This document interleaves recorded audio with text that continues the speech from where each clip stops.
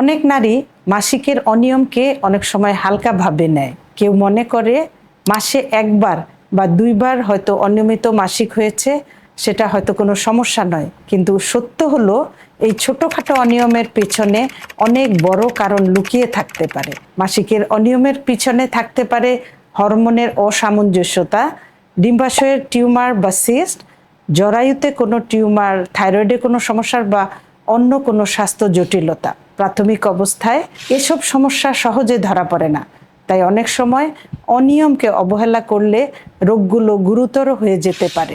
যদি দেখা যায় যে মাসিকের সময় পরিবর্তিত হয়েছে বা অতিরিক্ত রক্তস্রাব হচ্ছে বা অতিরিক্ত রক্তস্রাবের সাথে ব্যথা হচ্ছে, এই ধরনের কোনো সমস্যা হলে আপনি অতি দ্রুত ডাক্তারের শরণাপন্ন হবেন, কিছু টেস্ট করিয়ে নেবেন এবং সেই অনুযায়ী যেই রোগটি ধরা পড়বে ডাক্তারের পরামর্শ অনুযায়ী চিকিৎসা করবেন। চলুন অনিয়মিত মাসিককে অবহেলা না করি এবং অতি দ্রুত ডাক্তারের পরামর্শ নিই।